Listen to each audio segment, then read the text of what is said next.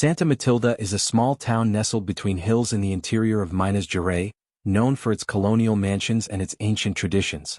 However, the town also harbors secrets that the inhabitants avoid mentioning, and that the oldest families pass on to their descendants in whispers, as if the mere act of speaking about them could bring something dark from the past back to life. Among these secrets, the most feared of all is the tale of the werewolf of Santa Matilda. The most well-known account happened in 1967, but the legends date back much earlier.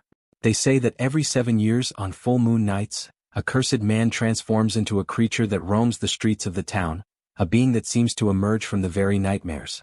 That year the atmosphere in the town was already strange. Residents spoke of signs in the sky and in the surrounding fields, of animals found dead on farms, their carcasses shredded by claws that no one could identify. Dogs barked uncontrollably at night, as if they sensed the presence of something humans couldn't see. Yet, no one spoke openly about what was happening. This silence was broken when, on the morning of June 14, the body of Ismael Costa was found at the roadside leading to the neighboring village. Ismael was a young farmer, known for his strength and courage.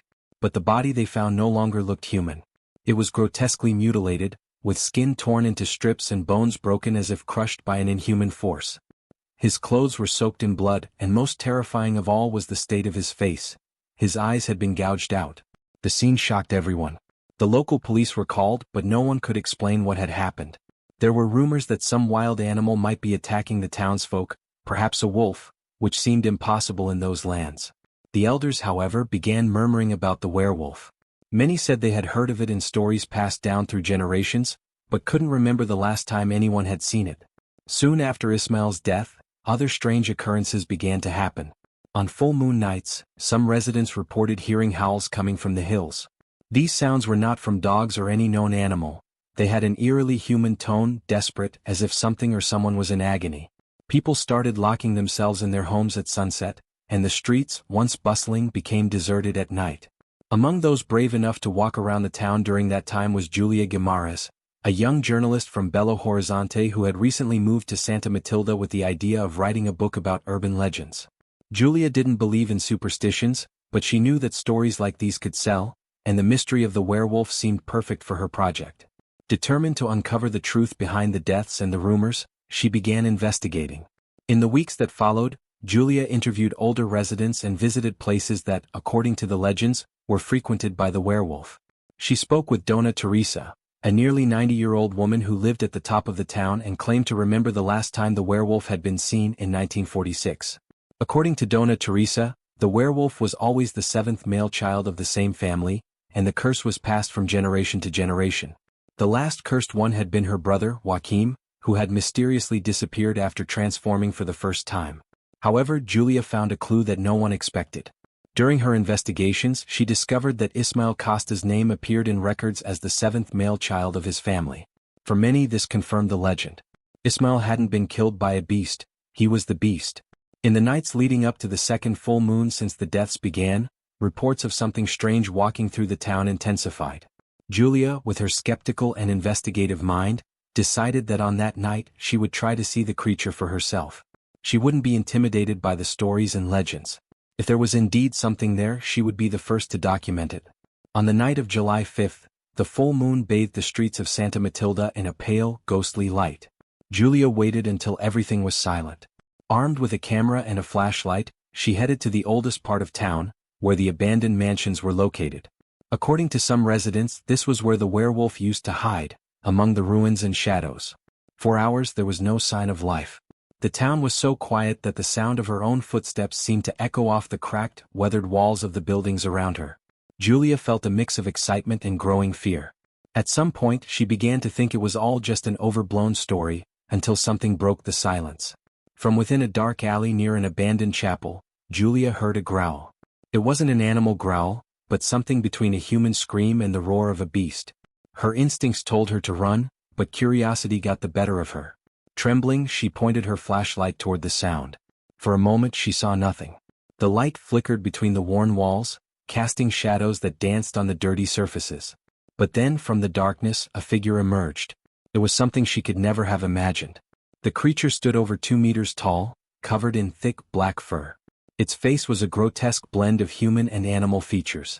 The eyes glowed with a fierce red light, and its mouth, filled with sharp teeth, dripped with saliva. Its claws were long and sharp like knives. The werewolf paused for a moment, staring at Julia, who was paralyzed with fear. She tried to convince herself that it couldn't be real, but the creature's presence was undeniable, palpable. The air around her was thick, charged with a malevolent energy. The beast took a step forward, and the ground seemed to tremble beneath its weight. As the creature advanced, something surprising happened. The cross on the nearby chapel, illuminated by the moonlight, shone brightly. The werewolf recoiled as if hurt by the light. Seizing the opportunity, Julia ran as fast as she could, not looking back. The sound of claws tearing at the ground echoed in the distance, but she didn't stop until she was safe in her home. In the days that followed, Julia told a few trusted residents what she had seen. The authorities, of course, didn't believe her. To them, it was nothing more than a case of collective hysteria fueled by old legends. But the elders knew the truth. After that night, the deaths in Santa Matilda ceased. It's believed that the werewolf disappeared, but as the legends say, the curse is never completely broken. Every 7 years, on a full moon night, everyone in Santa Matilda remembers to lock their doors and avoid the streets. They know that, somewhere in the hills, the beast waits to return. Julia left the town shortly after, never finishing her book. The fear of what she had seen outweighed her desire to tell the story. Even so, they say that sometimes she visits Santa Matilda to ensure the creature hasn't returned.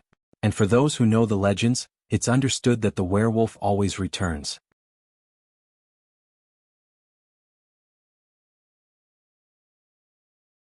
In the mid-1930s, the village of Pedra Branca, hidden in the mountains of the Serra do Mar, was a peaceful place where time seemed to stand still. Isolated from the rest of the world by the dense Atlantic forest and its precarious roads, the community lived off agriculture and hunting. The families, many of them settled there for generations, were bound by kinship ties and a strong connection to ancient traditions. However, among these traditions, there was one that instilled fear in every inhabitant: the curse of the werewolf. The story went that, since the 19th century, in every generation, a man born in Pedra Branca would suffer the terrible curse of transforming into a horrendous beast on full moon nights. This man would always be the seventh son in his family, carrying with him the burden of a bloodline marked by pain and suffering. Many considered this legend nothing more than a popular superstition, a story invented to keep children away from the forest at night, but the truth was far darker.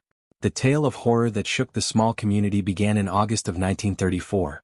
That month, the full moon night seemed brighter than usual, as if the sky was trying to illuminate something that preferred to remain in the shadows. Young Miguel Brandeo, only 22 years old, was the seventh son of an old farming family in the region. Since childhood, he had always heard the stories of the curse that hung over the men of his family, but he had never believed them. His father, before dying, had insisted that it was all just superstition and that Miguel was free from any ancestral burden. Miguel was a calm man, dedicated to his family and the work on the land. But in mid-August something began to change in him. During the days leading up to the full moon, he became restless, irritable, and started having intense nightmares. In his dreams he saw himself running through the forest, his body transforming into something grotesque and animalistic. He would wake up drenched in cold sweat, his body aching, and with a strange sensation of hunger that seemed impossible to satisfy. On the night of August 18th, the first night of the full moon that cycle, Miguel was alone in the family house. His parents had traveled to visit relatives in a neighboring village, and his older brothers were in the fields tending to the animals. The night was silent, with only the sound of crickets and the wind blowing through the trees of the nearby forest. Miguel, however, felt something different in the air, a presence. He tried to ignore the feeling that something was watching him, but the unease grew inside him. Shortly before midnight, Miguel felt a sharp pain pierce through his body. It started as a mild discomfort but quickly turned into something unbearable. He fell to his knees, clutching his stomach, and tried to scream, but his voice failed him. The pain seemed to come from deep within his bones, which began to crack and stretch in unnatural ways. His muscles seemed to tear as if something was trying to break free from his skin. In panic, he tried to leave the house and run into the forest, but before he could open the door, his body convulsed violently. His arms and legs stretched grotesquely, and a thick layer of black fur began to cover his skin. His senses were overwhelmed. He could hear the heartbeat of distant animals, smell fear in the air, and above all, feel the presence of the full moon, which seemed to be watching him from above. When the transformation process was complete, Miguel was no longer human. He had become a creature he barely recognized. It was a massive figure, nearly 2.5 meters tall, covered in thick fur and with eyes that glowed a penetrating red. His claws, long and sharp, were capable of cutting through the hardest wood, and his teeth, now protruding and razor-sharp, were embedded in the jaws of a monster. That same night, the residents of Pedra Branca heard the howls. They were different from the howls of the wolves that occasionally roamed the hills. These were filled with pain and despair, but also with primal fury. Many locked themselves in their homes, praying that the creature would not find them. Others, more curious, ventured into the forest to try to identify the source of the sound, but they never returned to tell the tale. The next morning, the village awoke in shock. 3 bodies were found along the road leading to the forest. The bodies were mutilated as if a wild beast had attacked them. The older men of the village knew what this meant. It wasn't a common animal. It was the curse that had returned. The werewolf had awakened once again. The following days were marked by terror and tension. On full moon nights, the attacks continued. Farms were raided, animals were killed, and the bodies of villagers continued to appear in the mornings, horribly mutilated. The beast always seemed to be one step ahead, disappearing into the forest before any hunter could find it. Among the few survivors of an attack was João de Souza, one of the most experienced hunters in the region. He had encountered the werewolf one night while trying to protect his herd. João described the creature as a monster of pure fury, with unimaginable strength and speed that made any attempt to face it almost futile. He barely escaped with his life, and his description of the beast spread even more panic among the villagers. Gradually, the elders began to suspect that the werewolf was not a common beast, but someone from their own community. The stories of the 7th son's curse began circulating again, and all eyes turned to Miguel.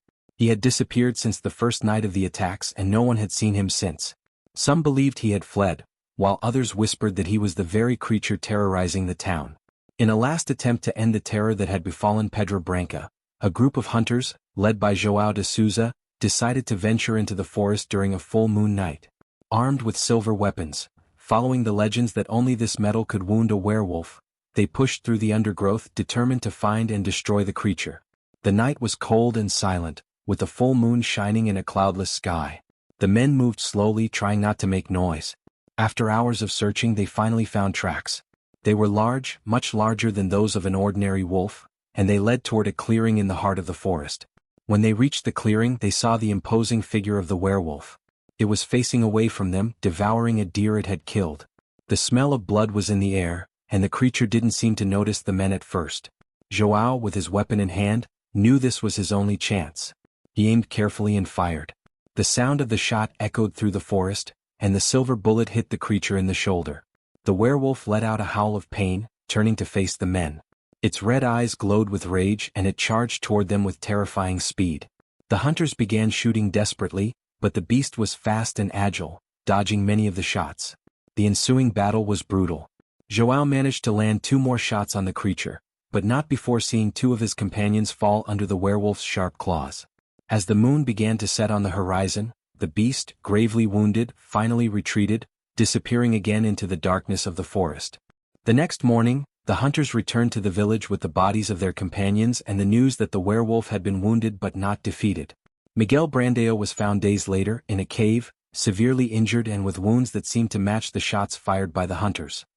He never explained how he had been injured, and his eyes, always avoiding contact, seemed to carry the guilt of something he would never confess.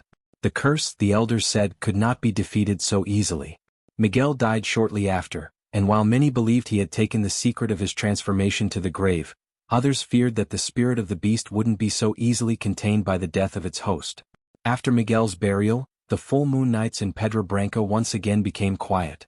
For a time, the village returned to its usual routine, with the residents trying to forget the horror that had befallen them. But even with Miguel's body buried in the cemetery of the small chapel in town, there was something in the air that never completely disappeared, a feeling of unease as if the curse still lingered. João de Souza, the hunter who had led the hunt against the werewolf, could never forget the night he faced the beast. Despite having seen the creature with his own eyes, he could never be certain that Miguel and the werewolf were the same entity. As the years passed, João began hearing rumors. People who walked late at night through the forest claimed to hear distant howls, howls that didn't seem to belong to any known animal. Then, on a full moon night, 7 years after Miguel's death, another farmer in the village, Eduardo, the 7th son of another traditional family, began to exhibit strange behavior. He became irritable and withdrawn, suffered from inexplicable pains, and on full moon nights, he mysteriously disappeared. The elders, knowing the story and the signs, understood that the curse had returned, now in another body, passing from one bloodline to the next as it always had. Some believed the beast they had faced had never truly died. It was merely waiting for its next host. The howls once again echoed through the hills of Pedra Branca. And so, the werewolf's curse would continue, fed by fear and blood, reborn in every generation, sealing the fate of the men who, every 7 years, would come face to face with the beast that dwelled in the depths of their own souls. The town, marked by this eternal cycle of terror, would learn to adapt to the fear but never to overcome it. Because, in Pedra Branca, the werewolf was not just a legend, it was a certainty.